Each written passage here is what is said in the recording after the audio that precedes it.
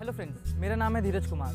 Hashtag सपने के दूसरे एपिसोड में आपका स्वागत है। आज हमारे साथ हैं राजीव मेहता, जो online graphic designing and social media marketing सिखाते हैं। आज वो हमें अपनी पर्सनल और प्रोफेशनल लाइफ के बारे में बताएंगे।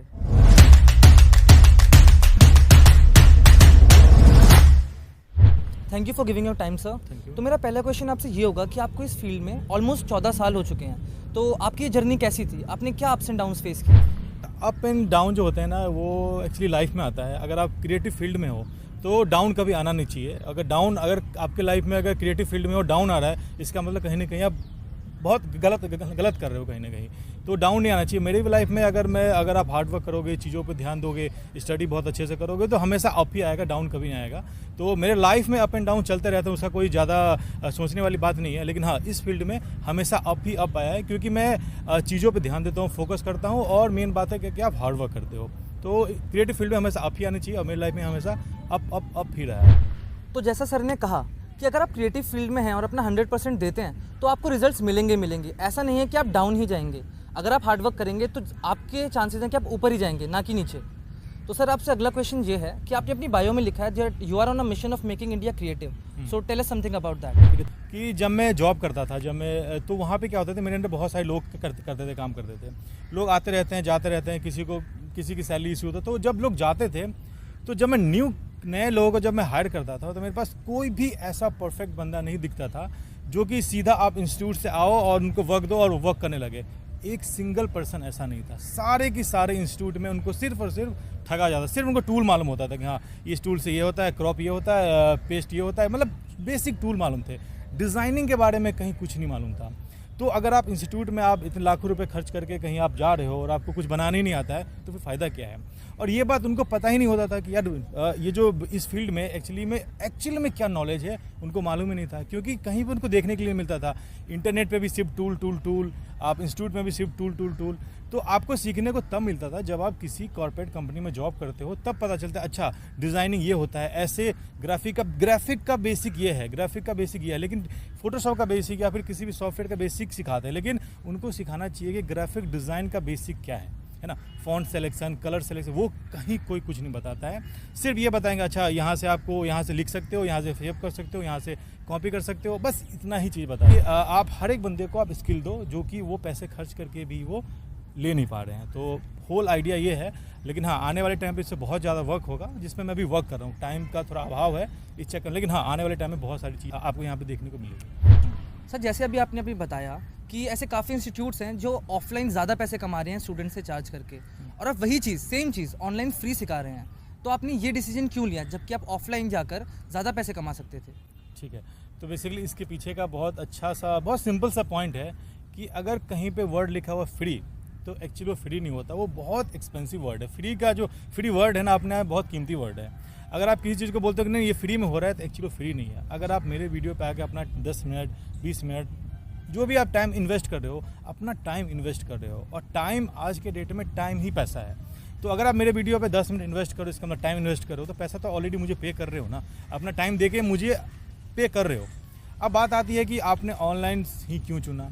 देखो, ऑनलाइन फ्रीडम है। आप अगर ऑफलाइन करोगे तो 10 लोग 20 लोग 50 लोगों को आप सिखा सकते हो, लेकिन ऑनलाइन ना आपका कंटेंट इंडिया में भी है, इंडिया से बाहर भी है। आप जहाँ तक आप चाहो, उसका कोई अंत नहीं है, उसका रीच का कोई अंत नहीं है कि हाँ 10 लोग ही सीख रहे हैं, 20 लोग ही सीख रहे हैं। अब जितने लोगों तक वीडियो जाती है, उतने लोगों के पास नॉलेज आएगा, और वो कहीं ना कहीं कंट्रीब्यूट ही करेगा इस पूरे इंडस्ट्री को, इस पूरे इंडिया को कहीं ना कहीं किसी न किसी रूप में कंट्रीब्यूट जरूर करेगा।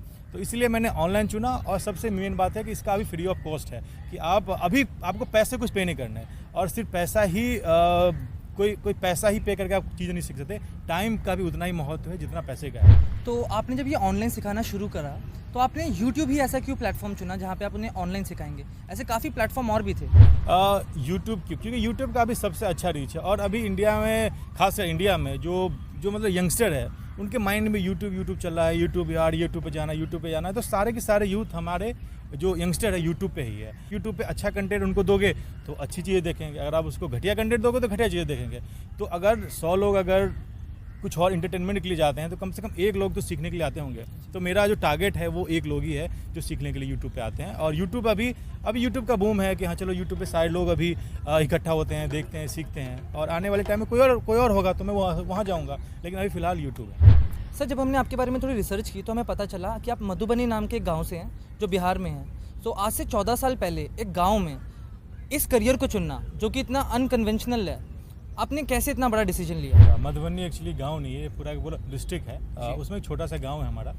तो एक्चुअली मुझे पता नहीं था कि मुझे इस फील्ड में आना है। मैं तो सिर्फ अपने गांव से, मुझे पता था यार गांव में क्या होता है कि एजुकेशन के वो एक अलग टॉपिक है कि गांव में लोग 10th कर लेते हैं, फिर 12th करने कहीं और जाते हैं और वो सारे के सारे टाइम वेस्ट करते हैं। फिर वो किसी जॉब की तैयारी में हो जाते हैं, किसी को रेलवे में जाना है, किसी को बैंकिंग में जाना है, फिर कुछ वहाँ पे कुछ होता नहीं है और ना ही अपना स्किल वो डेवलप करते हैं। तो वो फाइनली वो आके मतलब कुछ ना कुछ करने लग जाते हैं और मुझे समझ नहीं आता, एज खत्म सब खत्म तो क्या कहते हैं, छोटा दुकान खोल के बैठ जाते हैं। लेकिन जो टाइम होता है अपने स्किल पे वर्क करने के लिए, उस पर वो कभी वर्क नहीं करते। मेरे पास बहुत ही क्विक टाइम था, या तो अभी लो डिसीजन, या आगे पढ़ना है या पहले जॉब करना है, अपने पैसे से पढ़ना है। तो मैंने लिया डिसीजन कि पहले मैं जॉब करूंगा, फिर मैं अपने पैसे से अपना स्टडी कंप्लीट करूंगा। तो इसी के लिए मैंने गांव से यहाँ आया और यहाँ पे आने के बाद बहुत सारी स्ट्रगल है, मतलब बहुत सारी चीज़ों का स्ट्रगल मैं नहीं बोलूँगा, एक्चुअली वो स्ट्रगल नहीं होता, वो नॉलेज होता है। जब आप किसी चीज़ के बारे में आपको मालूम नहीं हो और आप धीरे धीरे जानते हो, मतलब पहले आप समझने की कोशिश करते हो, नहीं समझ आता, फिर समझने की कोशिश करते हो, तो वो कुछ लोग उसको स्ट्रगल बोलते हैं। मैं स्ट्रगल नहीं बोलता, वो ज़रूरी है। अगर आप स्टार्टिंग से गांव से आओगे, बहुत अच्छी जॉब सोचो आप, जस्ट आप इमेजिन करो, आपने गांव से आए या फिर आप स्टडी खत्म करके आए और सीधा आपको जॉब लग गया, तो मतलब लाइफ, ये क्या लाइफ है ना? ये कोई लाइफ नहीं है। आप गांव से आते हो, चीज़ों को देखते हो, समझते हो, स्ट्रगल करते हो, फिर समझते हो, फिर जो आपका नॉलेज बिल्ड होता है वो काफ़ी ज़्यादा अच्छा होता है। फिर आप समझते हो, लाइफ को समझते हो, दुनिया को समझते हो कि हाँ ऐसी चीज़ें बनाई जाती है, ऐसे लोग जब आप कुछ बनाते हो तो लोग ऐसे रिएक्ट करते हैं, या इस टाइप के लोग हैं, इस टाइप के इमोशन है दुनिया में। तो आप उसको समझते हो और समझते इतना समझ जाते हो कि अब आपके हाथ में हर चीज़ होता है, ठीक है। तो गांव से आके मेरा वही था कि या तो मैं स्टडी करूं, या तो फिर मैं स्टडी छोड़ के पहले जॉब करूं और उसके बाद अपने स्टडी पे खुद खर्च करूं। तो फिर मैंने यहाँ पे आया, जॉब ढूंढा, फिर मुझे वही अलग अलग टाइप की जॉब मिली, फिर धीरे धीरे मैं इस फील्ड में आ गया और मैंने स्टडी कहीं छोड़ी नहीं, मैं साथ में स्टडी कर रहा था धीरे धीरे।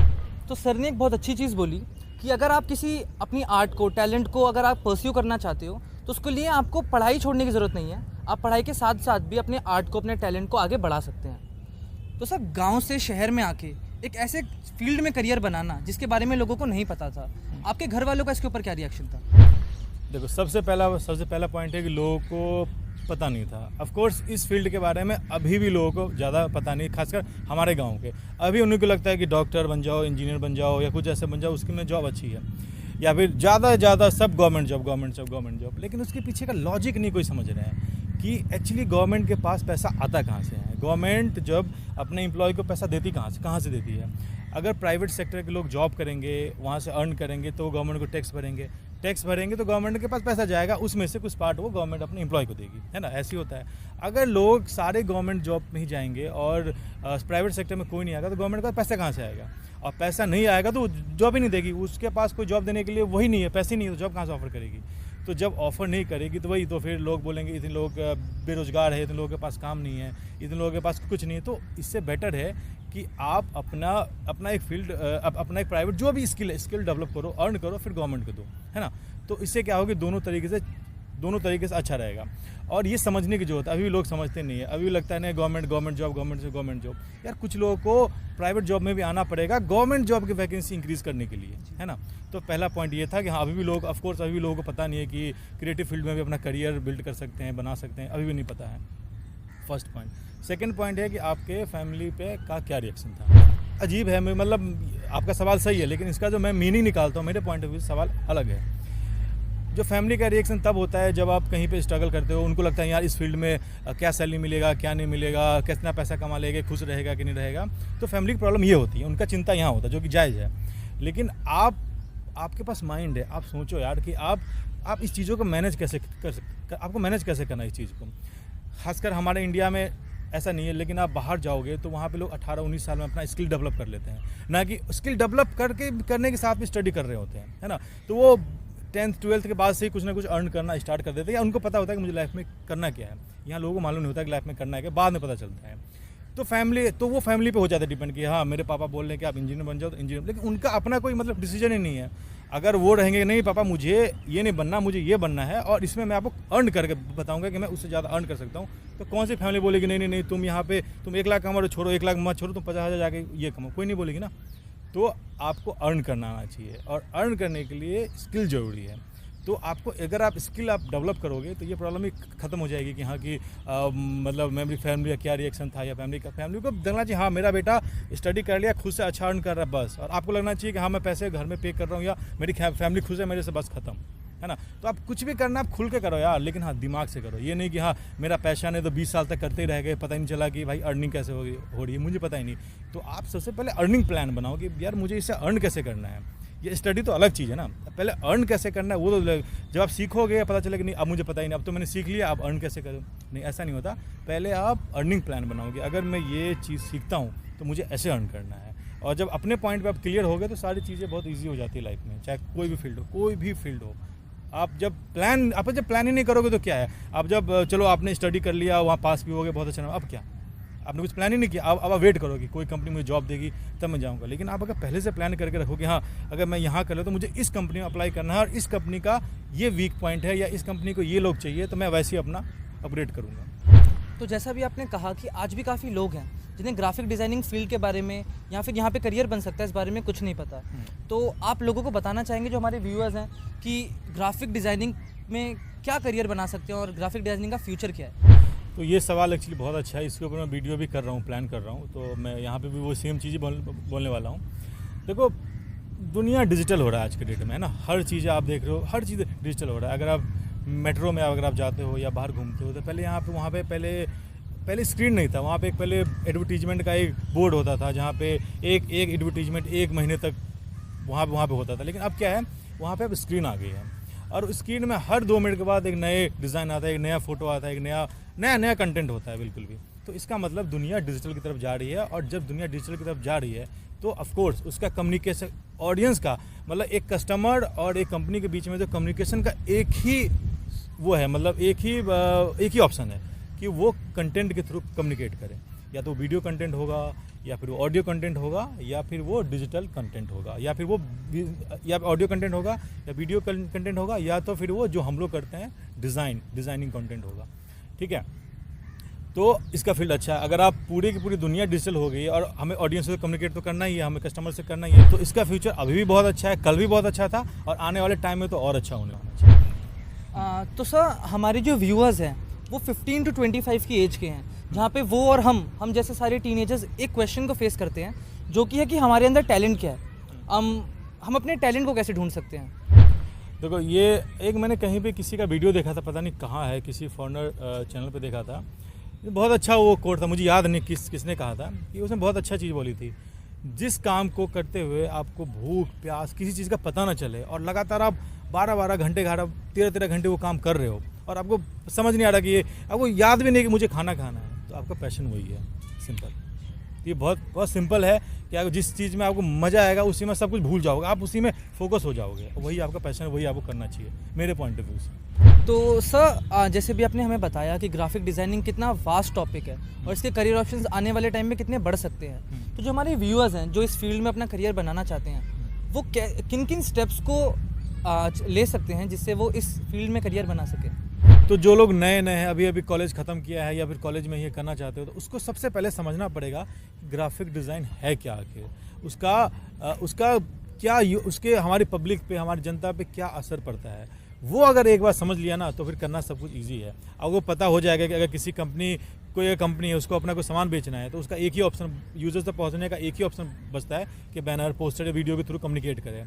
और आजकल सारी की सारी डिजिटल हो गई है, तो डिजिटल में तो सिंगल ऑप्शन यही है कि आप उसको बैनर के थ्रू आप उसको अपना बेचो या फिर उनको वीडियो के थ्रू बेचो या फिर फोटोग्राफी के थ्रू बेचो। ये 3-4 चीज़ें हैं जो चल रही है। ये मेन है कि समझना चाहिए कि डिज़ाइनिंग है क्या, और एक बार अगर आपको लगे कि हाँ मैं इसी फील्ड में मुझे जाना चाहिए तो एक करके देखो, जब आपको इंटरेस्ट आना स्टार्ट होगा तो उसके लिए आपके लिए बहुत ईजी हो जाएगा कि हाँ मैं ये इसी काम के लिए मैं पैदा हुआ, मुझे यही करना है। और इसका सबसे अच्छा एग्जाम्पल ये है कि मैं अपने चैनल पे बेसिक वीडियो नहीं डालता, है ना, मैं अपने चैनल पे बेसिक वीडियो कभी नहीं डालूंगा, नहीं शायद आने वाले टाइम में डालूंगा मुझे नहीं पता, लेकिन अभी मैं नहीं डालता। उससे क्या होता है कि मेरे पास फिल्टर्ड ऑडियंस आते हैं कि अगर जिनको ग्राफिक में इंटरेस्ट है, जिसको इस चीज़ में इंटरेस्ट है, उसको सब चीज़ समझ आती है, अच्छा ये इसने ऐसे से किया है। और जिनको इंटरेस्ट नहीं है तो उनको बहुत हार्ड लगता होगा और 3-4 बार छोड़ के करके ना वो फिर करते नहीं होंगे, यार छोड़ यार मेरे से होने मैं कुछ और कर लूँगा। तो ये बहुत अच्छा तरीका होता है कि आप फिल्टर कर लो। जिनको पता है, जिनको इसी में इंटरेस्ट है, वो मेरी वीडियो 10 बार 12 बार 20 बार रिपीट करके देखते हैं और फाइनली वो समझ जाते हैं कि ये कैसे किया। और जिनको इंटरेस्ट नहीं है, एक बार में समझ नहीं आता, उसको छोड़ देते हैं। इसका मतलब उनको इस फील्ड में कभी इंटरेस्ट था ही नहीं, है ना। तो वो फिर कुछ और करने में बिजी हो जाते हैं, जो कि अच्छी बात है। अब जहाँ पे मज़ा नहीं है वो फिर करो ही मत। इसलिए मैं बहुत स्मार्टली मैं चीज़ों को डालता हूँ कि हाँ, जिनको इंटरेस्ट है उसके लिए बहुत ईजी लगेगा, बहुत ही एक्साइटिंग लगेगा, यार क्या चीज़ आएगा, मैं सीख जाऊँगा। और जिनको इंटरेस्ट नहीं है उसके लिए लगेगा यार इसमें तो कुछ शेयर नहीं, कुछ है नहीं इसके वीडियो में, बेसिक तो है नहीं इनके वीडियो में। तो ये बहुत अच्छा ऑप्शन है मेरे लिए कि मैं लोगों को फिल्टर करके उनको सिखाऊँ कि इसके टाइम वेस्ट ना हो। तो जो लोग इस फील्ड में अपना करियर बनाना चाहते हैं और इंस्टीट्यूट्स की फ़ीस अफोर्ड नहीं कर पा रहे, तो वो राजीव सर से सीख सकते हैं। मैं राजीव सर के यूट्यूब चैनल का लिंक डिस्क्रिप्शन में दे दूंगा, तो आप वहाँ पे जाके इनकी वीडियोस देख सकते हैं और इस कोर्स को सीख सकते हैं। तो ये थे राजीव मेहता, जिन्होंने अपनी पर्सनल और प्रोफेशनल लाइफ के बारे में हमें बताया। तो अब हम जानना चाहेंगे कि आपके फ्यूचर गोल्स क्या हैं, आप अपने चैनल को फ्यूचर में कहाँ देखते हैं। मेरा चैनल खोलने से पहले ही जब मैंने स्टार्ट कर रहा था तो मैंने पूरा प्लान कर लिया था कि हाँ, मुझे इतने साल में ये चीज़ें करनी है। तो इसका फ्यूचर प्लान ये है कि इंडिया में, खासकर इंडिया में जितने भी इंस्टीट्यूट है या जितने भी जो स्किल डेवलपमेंट के इंस्टीट्यूट है, जो कि आपको मास कम्युनिकेशन के इंस्टीट्यूट हो गए या ग्राफिक के इंस्टीट्यूट हो गए या फिर वीडियो एडिटिंग इंस्टीट्यूट हो गए, वो सारी की सारी आपसे सिर्फ पैसे ठगते हैं, कुछ सिखाते नहीं है। और उन्होंने एक बिजनेस बना रखा है आप अपने ऊपर, और उसको ना काउंटर क्वेश्चन करने वाला कोई नहीं है। वो बच्चे जाते हैं, उनको लगा अच्छा ये सीख लो, यही चीज़ है। उनको पता ही नहीं है कि इसके अलावा भी चीज़ें हैं, उनको पता ही नहीं है। जब आपको पता ही नहीं होगा कि आगे इसमें क्या क्या हो सकता है, तो आप काउंटर क्वेश्चन नहीं करोगे सर से, कि जो भी वहाँ पे सिखाते हैं कि सर ये आप तो मुझे ये बता रहे हो, इतना ही खत्म कर दिया, लेकिन आगे तो बहुत सारी चीज़ें, आप काउंटर क्वेश्चन नहीं करोगे। तो इसीलिए मैं ऐसी चीज़ें शेयर करने वाला हूँ जिनको उस स्टूडेंट को एक पावर मिले काउंटर क्वेश्चन करने का अपने इंस्टीट्यूट से, कि आप मेरे को बेवकूफ़ क्यों बना रहे हो, जबकि ये चीज़ें बहुत सारी अच्छी चीज़ें हो सकती है, लेकिन आप 4 चीज़ें सिखा रहे हो, बोले कोर्स खत्म, ऐसा तो नहीं है ना। तो मेरा फ्यूचर प्लान ये है कि मैं ऐसी चीज़ें शेयर करूँ जिससे उस इंस्टीट्यूट को प्रॉब्लम हो और मजबूरी में उसको वो चीज़ें सिखाना पड़े, जो शायद उनको भी नहीं आता है या नहीं आता, पता नहीं, या सिखाना नहीं चाहते, वो सीख के आए और फिर उनको सिखाए, क्योंकि आप उनसे पैसे ले रहे हो तो आपको उनका सिखाना फ़र्ज बनता है। तो मेरा आइडिया है कि मैं कुछ ऐसी चीज़ें उनको बताऊं जो स्टूडेंट को पता हो कि हाँ, मुझे ये चीज़ें भी सीखनी है और ये चीज़ें भी होती है। जब उनको पता होगा तो इंस्टीट्यूट से काउंटर क्वेश्चन करेंगे, हाँ भाई मेरे को ये चीज़ें क्यों नहीं सिखा रहे हो आप। तो मेरा प्लान यही है कि मैं ऐसे कंटेंट दूँ जिनको उनका लाइफ में काम आए। जब वो जॉब करने जाए तो सीधा जॉब कर ले, यानी कि वहाँ पे जाके उसको 20 दिन 50 दिन या 1 महीने की ट्रेनिंग लेनी है, ऐसा नहीं है। उनको पूरा स्किल डेवलप हो जाना चाहिए। जॉब में सीधा जॉब करो यार, उसको वहाँ पे जाकर आपको ट्रेनिंग लेनी है। आप 1 दिन का ट्रेनिंग लो, हाँ ये कंपनी ये चीज़ें फॉलो करनी है, आप सीधा काम करना स्टार्ट करो। तो मेरा फ्यूचर प्लान ये है कि एक बंदा अगर मेरा चैनल या कोई स्टूडेंट मेरे चैनल पर 10 वीडियो पर अगर देख लिया ना, तो सीधा जॉब के लिए अप्लाई कर सकता है बहुत ईजिली तरीके से। तो मेरा फ्यूचर प्लान आज भी यही है, कल भी यही था और आगे भी यही रहेगा कि ऐसी नॉलेज शेयर करो जो इसका यूज़ आए, जो उसको यूज़ कर सके अपने करियर में या कहीं भी उसको यूज़ कर सके, ना कि फालतू की चीज़ें, बस ये चीज़ वो टूल बता दो, ये चीज़ें बता दो। ये मेरा कभी फ्यूचर प्लान था ही नहीं और है भी नहीं। मेरा फ्यूचर प्लान सिंपल, बहुत क्लियर है। अगर मेरे एक वीडियो भी आप देखते हो तो आपकी लाइफ में बहुत काम आने वाला है, बहुत ज़्यादा काम आएगा। और अगर आप अभी सीख रहे हो, स्टूडेंट हो, तो उस एक वीडियो में जो आपने सीखा है उससे आप अपने इंस्टीट्यूट से क्वेश्चन कर सकते हो कि हाँ, ये चीज़ आप क्यों नहीं मुझे सिखा रहे हो। तो यही मेरा फ्यूचर प्लान है। Great sir, great idea. So thank you for giving your time sir. तो ये थे राजीव मेहता, जिन्होंने अपनी जर्नी के बारे में हमें बताया और हमें मोटिवेट किया और इंस्पायर किया। ऐसे ही कुछ और यूथ आइकन से आपको मिलवाएंगे। मैं धीरज कुमार, तब तक के लिए आपसे विदा लेता हूँ। Thank you.